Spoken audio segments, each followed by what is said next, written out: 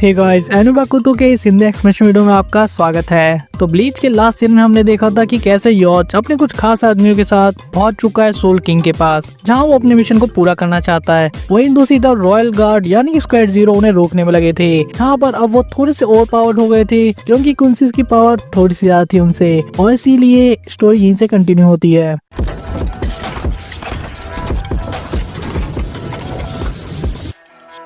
और हम देखते हैं ओत्सु को, जो कि बाकी स्क्वाड 0 के मेंबर के साथ खड़ा था और कहता है वो अपनी रियल पावर दिखाने वाले हैं क्विंसीज को। एक तरीके से उनका आखिरी दाव भी था, जहाँ हम देखते हैं कि सभी लोग अपने आप को कट कर लेते हैं, जिसके साथ ही बहुत ही खतरनाक स्पिरिचुअल प्रेशर की वेव चलती है, जिसको देखकर क्विंसी भी कंफ्यूज हो गए थे कि भला ये ऐसा क्यों कर रहे हैं। और ठीक इस वेव के बाद हम देखते हैं सेंजुमारू को, जिसका ऑरा पूरी तरह से चेंज हो गया था और चारों तरफ से एक खतरनाक लाइट निकल रही थी, जिसको देखकर बाकी लोग भी काफी ज्यादा कंफ्यूज हो गए थे। वहीं दूसरी तरफ वेलकरी स्टेड नाइट इसको देख के मजाक उड़ाता है और कहता है जब तुम लोग 4 थे और साथ में थे हमें नहीं हरा पाए तो तुम भला अकेले क्या कर पाओगी। जब सेंजुमारू इसे बताती है कि अगर वो अपनी थोड़ी सी पावर दिखाते हैं तो तीनों रियल्म्स सबको हिला के रख देते हैं। और जब इन्होंने अपनी सारी पावर एक तरफ कर ली है, जब हमने बहुत टाइम पहले एक रिचुअल किया था जिसके थ्रू इन चारों की लाइफ एक साथ कनेक्ट हो गई थी, और इसके बाद इसके थ्रू इन लोगों ने अपने रियल स्वॉर्ड को सील कर दिया, जिसकी पावर की वजह से तीनों रियल में बहुत सारी खतरनाक चीजें हो सकती थी। लेकिन अब इन तीनों ने जो अपने आप को सेक्रीफाइस कर दिया है, उसकी कॉस्ट के बदले वो रियल स्वॉर्ड अनलॉक हो चुकी है, और इसकी वजह से वो ब्लड ओथ भी खत्म हो गई जो उन्होंने ली थी उस रिचुअल के टाइम पे। इसके साथ ही उन्हें वार्न करती है कि तैयार हो जाओ, क्योंकि हम देख उसके बाद एक खतरनाक बंकाई, जो कि दिखने में जितनी मैसिव थी उतनी ज्यादा खतरनाक, इसका स्केल पूरा एक दूसरे लेवल पे था। जहाँ दूसरी तरफ सारे शेड नाइट सिर्फ ये चीज ऑब्जर्व कर रहे थे कि उनके आसपास हो क्या रहा है, जहाँ एक तरीके से वो इस बंकाई के अंदर आ चुके थे। और यहाँ हमें पता लग पाता है रियल बंकाई के बारे में, जिसका नाम था शात्सु कारागारा शिरेगामी नो तोसी। वही सीन शिफ्ट होकर हमें दिखाया जाता है इचिगो को और बाकी लोग को, जो कि इस किंगडम तक आ रहे थे, जहाँ पे उन्हें भी स्पिरिचुअल प्रेशर को फील करने का मौका मिलता है। और इचिगो बाकी लोगों को बताता है कि सेंजुमारू की रियल स्पिरिचुअल प्रेशर है। वही यूरिची बताती है कि ये उसकी बंकाई है जिसे उसने एक्टिवेट कर दिया है। यानी कि रिएक्शन से हमें पता लग जाता है कि इन लोगों ने ऐसी स्पिरिचुअल पावर कभी नहीं देखी, ना ही किसी कैप्टन की भी नहीं। और यहाँ पर उरी में इचिगो से पूछती है कि स्क्वाड 0 है क्या आखिर। इचिगो कहता है कि तुम उनसे अभी तक नहीं मिली हो, ये जानपाक्टो, मेरी आउटफिट, यहाँ तक कि मेरी नई पावर भी, ये सब चीजें मुझे स्क्वाड 0 से मिली है, और वो सभी लोग बहुत ही ज्यादा एक्स्ट्राऑर्डिनरी हैं। ये सुनकर ओरी में पूछती है अगर इतने पावरफुल है तब तो पक्का योच को रोक लेंगे। और जिस बात को सुन के चिवो भी काफी खुश हो जाता है। चिवो इनसे एग्री तो नहीं करता, लेकिन इन्हें सीधे मना भी नहीं करता। वहीं दूसरी तरफ हम देखते हैं सेंजुमारू को, जिसकी बंकाई और ज्यादा खतरनाक हो चुकी थी, और अब एक्टिवेट होने के बाद वो सभी कुंसीज को अपने जाल में फांस चुकी थी, जहाँ सभी लोग को समझ नहीं आ रहा था कि इनके आसपास क्या हो रहा है एक्चुअली। और इसके जस्ट बाद ही हम देखते हैं क्विंसी को, जो काफी सरप्राइज हो गया था अपने आप को एक मिरर के सामने खड़ा होके, और ठीक उसके पीछे से निकलती सेंजुमारू, और वहाँ पे बहुत सारे मिरर्स बन जाते हैं जिनमें इसकी रिफ्लेक्शन दिख रही थी। और देखते ही देखते एक टेक्निक एक्टिवेट होने के बाद ही हर एक मिरर के अंदर सेंजुमारू थी, जहाँ बहुत अजीब सी चीजें हो रही थी, जहाँ में ये बताया जाता है कि जो भी यहाँ पे पलट के देखेगा इन आंखों में, उसकी आंखें क्रश कर दी जाएंगी। जहाँ पर ये सुनते के साथ ही ये क्विंसी हर एक आंख पर अटैक करने लगता है, लेकिन वहाँ पे इतनी सारी रिफ्लेक्शन थी कि ऐसा करना इम्पॉसिबल था, जिसके साथ ही हम देखते हैं कि उसका अटैक कुछ काम नहीं आता और अंत में वो नीचे गिर जाता है। वहीं दूसरी तरफ हम दूसरे क्विंसी को देखते हैं जिसपे एक अलग टेक्निक का यूज किया गया था, फुताका से टोकाबे, जहाँ इस बार इस क्विंसी के सामने बहुत ही बड़े बड़े स्टैचू होते हैं सेंजुमारू के, जहाँ पे ऐसे पूछता है कि ये सब क्या नाटक है। और देखते देखते सारे स्टैचू कागज की तरह जमीन पे पलटने लगते हैं, जो कि अपने आप में काफी ज्यादा डेंजरस चीज बन जाती है, जब उनमें से नुकीली चीजें निकलने लगती हैं, और नीडल चारों तरफ इस क्विंसी को भेदने लगती है। इस क्विंसी को समझ नहीं आता कि आखिर हो क्या रहा है। हमें बताया जाता है इस टेक्निक के अंदर कोई भी सामना खड़ा नहीं रह सकता जो किसी भी तरीके से ड्रेस्ड हो, और इसके साथ ही ये क्विंसी भी मारा जाता है। ड्रेस के साथ ही अब हमें दिखाई जाती है तीसरी टेक्निक, जिसका नाम था मित्सुका से टोकाबा, जहाँ इस टेक्निक के अंदर सारी चीजें एक ही पॉइंट पे खींच चली जाती हैं, जैसे कि सभी चीजें नथिंग हो गई हो। और इसके बाद बचता है वेलकरी, जिसके साथ एक अलग टेक्निक का यूज किया जाता है, जिसका नाम था योत्सुकाबे टोकाबा, जिसमें चारों तरफ से बहुत सारी आइस की स्पाइक निकलने लग जाती है, जिसे देखकर हंसने लगता है और कहता है इन सभी को काट दूंगा। लेकिन ऐसा करने से पहले ही वहाँ चारों तरफ बहुत बड़ी बड़ी आइस की स्पाइक आने लगती हैं, वो भी हर डायरेक्शन से, और वेलकरी को पूरी तरीके से फ्रीज करके रख देती है। और यहाँ की डिवाइन पनिशमेंट थी कि जो भी इस प्लेस में एंटर करेगा वो फिर कभी नहीं जागेगा। जहाँ हम देखते हैं एंड में वेलकरी को पूरी तरह से स्टैचू बनते हुए, जिसके बाद नेक्स्ट क्विंसी के भी हाल बहुत बुरे होते हैं और यहाँ पे लाई जाती है एक बहुत ही खतरनाक आग, जिसमें जलकर एक क्विंसी भी खत्म हो जाता है। जब डिवाइन पनिशमेंट ये होती है कि तब तक कोई बच के नहीं निकल सकता जब तक कि वो ऐश ना बन जाए। जब हम देखते हैं इस क्विंसी को जो थोड़ी सी फाइट बैक करने की कोशिश तो करता है, लेकिन चारों तरफ बहुत ही खतरनाक आग की लपटें थी। और एंड में हम देखते हैं अपनी इशिटा को, जिसके ऊपर जो टेक्निक यूज की थी उसका नाम था मित्सुकावे टोकाबा याम्यो ना होशियो, जहाँ उसे पनिशमेंट दी जाती है स्टार बाय डेथ के, जहाँ वो देखते हुए क्विंसी सिंबल को ही मारा जाएगा। और इसी के साथ बंकाई की लास्ट चीज होती है, जहाँ हम देख पाते हैं उन 6 क्विंसी लोग को जो कि अपने अपने पनिशमेंट के अंदर फंस चुके हैं। और उसके ठीक बाद सीन शिफ्ट हो जाता है योहा पे, यानी कि योज पे, जिसे हम देखते हैं इचिबे से फाइट करते हुए। जहाँ इचिबे बताता है कि उसकी पावर है ब्लैक एन, जहाँ वो इंक से ब्लैक से कुछ भी लिख सकता है और वो चीज रियलिटी बन जाएगी। इसके साथ ही वो अपनी इचिमोनजी को रिलीज कर देता है। और इस टेरिफाइंग टेक्निक के एक्टिवेट होते ही हम देखते हैं कि दुनिया में जितनी भी ब्लैक चीजें थी वो सभी चीजें इचिबे के अंदर आ जाती हैं। यहाँ तक कि जितने कलर, सिंबल या कोई भी चीजें हैं वो सभी डिसअपेयर होने लगती हैं और आ जाती हैं इचिबे के पास। इसके साथ ही युवा की बॉडी से भी ब्लैक कलर गायब होने लगता है। सोल रीपर और क्विंसी तो छोड़ो, यहाँ तक कि जितनी लिविंग या डेड चीज भी है उन सभी से ब्लैक कलर चीजें आ जाएंगी वापस इचिबे के पास, जो कि अपने आप में काफी ज्यादा टेरिफाइंग है। और यहाँ हम देखते हैं योज को, जो कि पूरी तरह से एक स्टैचू बन के खड़ा था, जहाँ इचिबे हंसते उसे कहता है कि अपना नाम खो देना बहुत बुरा लगता है। जिसके बाद ही वो कहता है कि मैं तुम्हारी मदद करूंगा तुम्हें एक नाम देकर। जिसके बाद वो अपनी टेक्निक शिराफू की, आज के टाइम में इस टेक्निक को बंकाई भी कहा जाता है, यानी एक तरीके से हम लोग इचिबे की बंकाई को देख रहे थे। इसी के साथ इचिबे के थ्रू हमें यही पता लगता है कि ये सबसे पहली जानपाक्टो थी जो कि इवॉल्व हुई थी। यहाँ तक कि बंकाई भी उस टाइम एग्जिस्टेंस में नहीं था, उससे भी पहले। वही इचिबे एक्सप्लेन करता है योज को कि कैसे इस वाइट का यूज करके जो भी चीजें इचिमोनजी के थ्रू ब्लैक एंड कर दी गई है या एग्जिस्टेंस से हटा दी गई है उसको नया नाम दिया जाता है। और यहाँ योज को नाम मिलता है ब्लैक एंड का। जहाँ इसके बाद इचिबे से पूछता है तुम्हें अब कैसा फील हो रहा है। जहाँ इचिबे उसका मजाक उड़ाते हुए कहता है एक ब्लैक एंड थी जो पहले योज हुआ करती थी, और सिर्फ नाम से नहीं बल्कि योज की करंट स्ट्रेंथ भी एक चींटी जितनी है जो कि जमीन पर सिर्फ लैंग सकती है। या दूसरी तरफ योज काफी मुश्किल से बोल पाता है, मुझे विश्वास नहीं होता कि चीजें यहाँ तक खराब हो सकती हैं। जहाँ इचिबे कहना था कि इतनी बड़ी बिग डिफरेंस है तुम्हारी और मेरी पावर के बीच में, और इसीलिए तुम्हारी स्टोरी आज और अभी यहीं खत्म होती है। इचिबे अपना पैर उठाते हुए कहता है तुम भी उसी चींटी की तरह आज कुचले जाओगे यहाँ पर। जिसके बाद हम देखते एक मैसिव पैर को जो कि ऊपर से आता है इचिबे के अटैक के बाद और योज को कुचल कर देता है। जहाँ पे इचिबे कह रहा था कि तुमने जितने सोल रीपर को मारा है अपने उस पाप का भुगतान करो। जहाँ हम देखते हैं कि जैसे योज नीचे गिरने लगता है इचिबे उसे किंग ऑफ द एंड्स कहके बुलाता है और उसे अपने हाथों से मसलने से पहले गुड बाय कहता है, हमेशा के लिए होगी।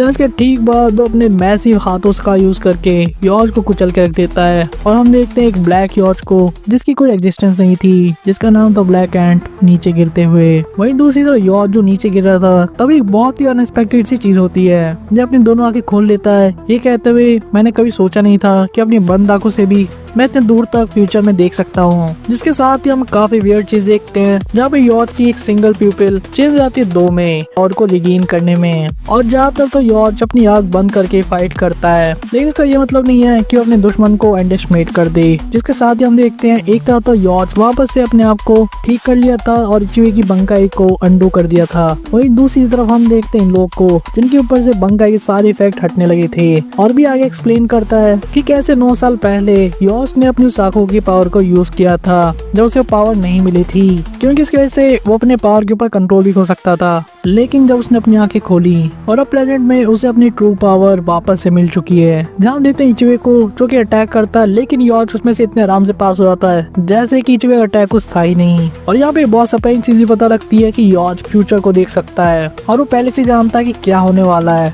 और एक्चुअली इसी का यूज करके वो इचिबे के सारे अटैक को डॉज कर रहा था। जब प्रेजेंट में इचिबे के सारे अटैक बहुत ही आराम से योज डॉज कर लेता है जैसे पहले से ही पता हो। और इसी पावर का यूज करके योज फ्यूचर में देख सकता है वो कभी भी योज को हरा नहीं सकता।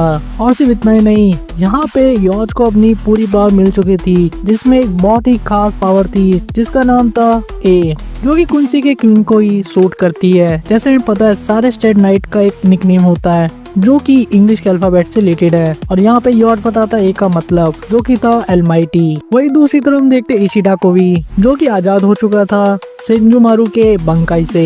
यहाँ पे सेंजुमारू उसको देखो कहती है, लगता है जैसे तुम्हारा किंग वापस से जागा, तुम्हारी पावर भी वापस आ गई। सेंजुमारू कहती है कि कोई बात नहीं, मैं तुम्हारी आंखों को सिल लूंगी, जिसके बाद तुम आराम से सो पाओगे। जिसके साथ ही इशिडा और सेंजुमारू के बीच में खतरनाक फाइट शुरू हो जाती है, जहाँ पे इशिडा अपने क्वींसी एरो का यूज करता है और हम देखते हैं सेंजुमारू को, और इन दोनों के बीच में फाइट और ज्यादा इंटेंस होती जाती है, जहाँ पे इशिडा अपनी अलग टेक्निक का यूज कर रहा था। जब सेंजुमारू इसको जलते देखकर पूछती है कि तुम्हारे किंग का ब्लड खोल रहा है, भला ऐसा कौन सी पावर मिल गई जो कि सोल किंग ने छोड़ दी थी और तुम कुंसियों को मिली है। वह इशिडा अपनी पूरी पावर का यूज कर रहा था। सेंजुमारू कहती है कि मैं तुम्हें अभी और इसी वक्त मारने वाली हूँ, और उसके ठीक अगले मोमेंट हम देखते हैं चारों तरफ से डीमन की बरसात, जहाँ पे ये सभी के सभी इशिडा के ऊपर टूट पड़े थे, लेकिन इशिडा भी इनको कई टक्कर देता है, लेकिन एस्केप करने में नाकाम रहता है। जिसके साथ ही सेंजुमारू अपनी दूसरी चाल चलती है, जहाँ हम देखते हैं वापस से चारों तरफ से इशिडा को घेरते हुए।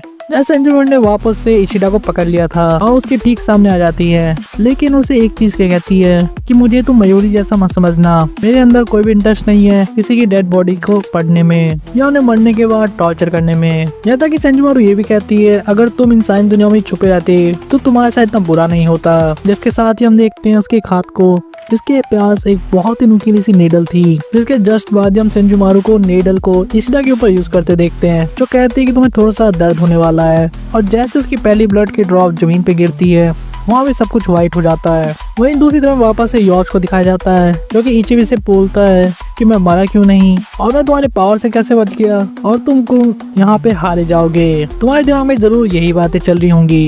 इस बात को इचिबी सुन के हंसने लगता है और कहता है तुमने सिर्फ अपने ब्लैक एंड के नाम को ही वापस से छोड़ा है, और अभी से तुम्हारा घमंड इतना ज्यादा बढ़ गया।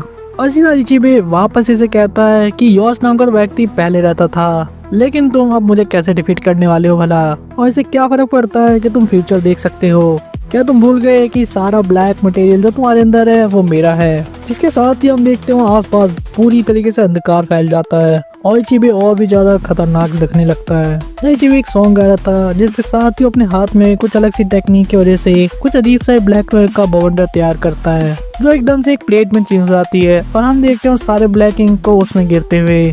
जब इचिबी गा रहा था आओ मेरे साथ ड्रिंक करो, और गाते ये भी बताता है कि जैसे तुम ये करोगे वैसे ही तुम्हारी जिंदगी खत्म हो जाएगी। जब हम देखते एक ब्लैक सर्कल के अंदर इचिबी बैठ गया था और अब सिप लेने ही वाला था। जब वो ड्रिंक करता है उसके साथ कहता है कि तुम्हारे मरने के रास्ते में बहुत सारे फूल आने लगेंगे। जिसके साथ इसका गाना आगे बढ़ता है और हम इचिबी के डांस को भी देखते हैं, जो कह रहा था कि पीने के साथ खाना कहाँ है, मैं भी अपने ब्लैक इंक से कुछ खाना बनाता हूँ, जहाँ वो 8 पीसेस के थ्रू चारों तो एनवायरनमेंट के अंदर अजीब सी चीजें क्रिएट कर देता है। जिसके बाद वो एंड में क्रिएट करता ब्लैक फ्लेम, जिसकी वजह से सारी चीजें जल जाएंगी और बचेंगी तो सिर्फ हड्डियाँ, जो कि ग्रेव स्टोन में जाने वाली हैं। और सिर्फ इतना ही नहीं, यहाँ तक कि मरने वाला दोबारा से रिबॉर्न भी नहीं होगा या उसका अगला जन्म नहीं हो सकता। जहाँ गाने के एंड में इचिबी कहता है और इसीलिए तुम्हें सैक्रिफाइस कर दिया जाएगा एज अ ऑफरिंग। और ठीक इस मोमेंट पे चीजें बदलने लगती हैं और एकदम से जमीन फटती है और उसके अंदर से बहुत बड़े बड़े फ्लावर आने लगते हैं, जो कि सीधे योज की तरफ जा रहे थे। वही हम देखते इचिबी को, जिसके पीछे एक श्राइन बन गई थी और वहाँ के लिए काफी ज्यादा चेंज हो गया था। जहाँ इचिबी कह रहा था कि सोल सोसाइटी में से सैकड़ों साल पहले ठीक 100 रातों को ले लिया जाता है और उससे बनाया जाएगा टॉम स्टोन, जो कि दुख मनाएगा योज के मरने पे, और जितना भी ब्लैक कलर अभी भी योज के पास है वो भी इससे छीन लिया जाएगा और उसके बाद उसे वापस से पेंट किया जाएगा ब्लैक से, यहाँ तक कि उसके फ्लैश को भी, और ये रिटर्न कर जाएगा वॉइड में जहाँ पर कुछ भी नहीं था, और इसके बाद कभी भी योज का पुनर्जन्म भी नहीं हो सकता। और इस मोमेंट पे हम देखते हैं योज को भी वही सेम बात करते हुए जो कि इचिबी बोलने वाला था, जहाँ पे वो सेंटेंस था कि अंधेरे नर्क में डूब जाओ, जो कि सेम टाइम पे योज और इचिबी दोनों ने कहा था। और ये सुनकर तो इचिबी पूरी तरह से सरप्राइज ही हो गया था। जब योज कहता है कि मैंने तो पहले बताया था कि मैं फ्यूचर देख सकता हूँ, यहाँ तक कि सब कुछ, और साथ ही ये बताता है कि मुझे किसी भी तरह की काउंटर मेजर की जरूरत ही नहीं है, क्योंकि एक बार जो मैंने देख लिया वो सभी चीजें मेरे आगे पावरलेस हो जाएंगी। जहाँ इचिबे अब सीधे सीधे योवा पे अटैक कर देता है। जहाँ योच कहता तुम्हें अभी भी लगता है कि मेरे पास मेरा नाम नहीं है, और सीधा तो कहता है कि मैं हूँ योवा जो तुम सभी लोगों को तबाह करके रख दूंगा। जहाँ इचिबे इसके सामने था एकदम इसके फेस के पास अटैक करने के लिए, और उसके ठीक अगले मोमेंट हम देखते हैं कि सभी चीज नॉर्मल हो गई थी और इचिबे पूरी तरीके से क्रश कर गया था अंदर से ही, और उसका सर कट के वहीं पे गिर जाता है जमीन पर। अब सीन शिफ्ट हो जाता है वापस इशिटा की तरफ, जिसकी बॉडी से अलग से क्वींसी लाइट्स निकल रही थी। जहाँ सेंजोमारू भी इन सभी चीजों को नोटिस करती है और कहती है क्या ये है स्टर नाइट की पावर, और हंसते हुए ये भी कहती है क्या तुम्हें सही में लगता है तुम अपनी इस नई पावर से मेरी बंकाई को डॉज कर पाओगे। जहाँ इशिटा कहता है तुम बहुत ज्यादा बकवास कर रही हो, तुमने ध्यान भी नहीं दिया लेकिन तुम्हारी बंकाई ने तुम्ही को पकड़ लिया है। तो सुनते ही साथ ही सेंजोमारू काफी सरप्राइज जाती है और हम देखते हैं कि वो अपने जाल में फंस चुकी है। जहाँ इशिटा उसके ऊपर अब एक एरो से अटैक करने लगता है, ये कहते हुए कि मैं एक क्वींसी हूँ और मुझे इसी में गर्व है कि तुम्हें मारने वाला मैं हूँ। जिसके बाद ही हम देखते हैं सेंजोमारू को जैसे उसे इशिटा का तीर लगता है वहाँ सब चीजें खत्म होने लगती हैं। देखते ही उसके बंकाई का इफेक्ट खत्म हो गया था, और ये चीज सोसाइटी तक और बाकी सारे लोग भी नोटिस कर लेते हैं। जहाँ हम बहुत सारे लोगों को देखते हैं जैसे कि मयूरी, इचिगो और बाकी लोग। जहाँ एक उनसी ठीक इचिबे की शक्ल के सामने से ही जाते हैं उस मेन जहाँ पे सोल किंग था। जहाँ हम देखते योच को जो कि कह रहा था कि मैंने जैसा फ्यूचर देखा है मेरे 3 कदम लेने से पहले तुम मारे जाओगे। जहाँ सबसे पहले वो इचिबे की स्पेल को ब्रेक कर देता है। जहाँ योच और बाकी लोग तुम्हें पता लगता है कि स्क्वाड 0 पूरी तरह से खत्म कर दी गई है। वहीं बाकी क्वींसी अब योच के सामने झुक चुके थे क्योंकि उनकी पिछले 1000 साल का सपना पूरा होने वाला था। वहीं योच अब आगे बढ़ जाता है कहते हुए कि अब बारी है सोल किंग की। जहाँ हम देखते हैं कि आसपास का मटेरियल क्वींसी पावर में चेंज होने लगता है और उसके थ्रू बनने लगती हैं सीढ़ियाँ जो कि ले जाती है सीधे सोल किंग तक। और जैसे जैसे योवा आगे बढ़ रहा था वैसे वैसे सीढ़ियाँ भी बनते जा रही थी।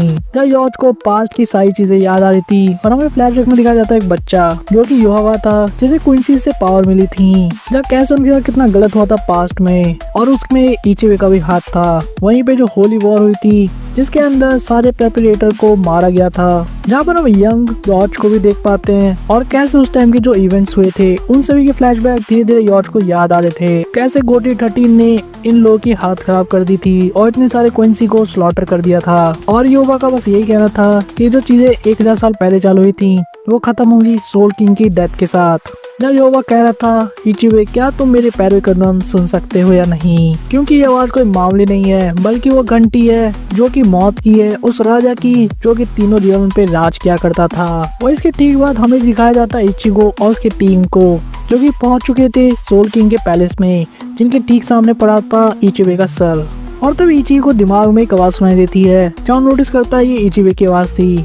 आसपास देखने के बाद उसे कुछ समझ नहीं आता लेकिन वो श्योर था कि इचिबे की आवाज है जो उसे नाम लेने के लिए कह रही थी। जहाँ इचिगो लोगों को बताता है कि उसे एक आवाज सुनाई दे रही है जो कह रही है उसका नाम लेने के लिए, और यहाँ इचिगो नाम लेता है इचिबे होयासाबे। जिसके जस्ट बाद हम देखते इचिबे के सर में आंखें खुलते हुए, जिसको देखकर ओरियमे काफी डर गई थी और उसके आसपास बहुत सारा ब्लैक कलर आने लगता है। उसके ठीक एक मोमेंट बाद हम देखते इचिबे को जिसकी बॉडी वापस से रीजनरेट कर गई थी, जो कि इचिगो को थैंक यू करता है। लेकिन इचिगो और उसके दोस्त काफी ज्यादा सरप्राइज और शॉक हुए थे ये देखकर।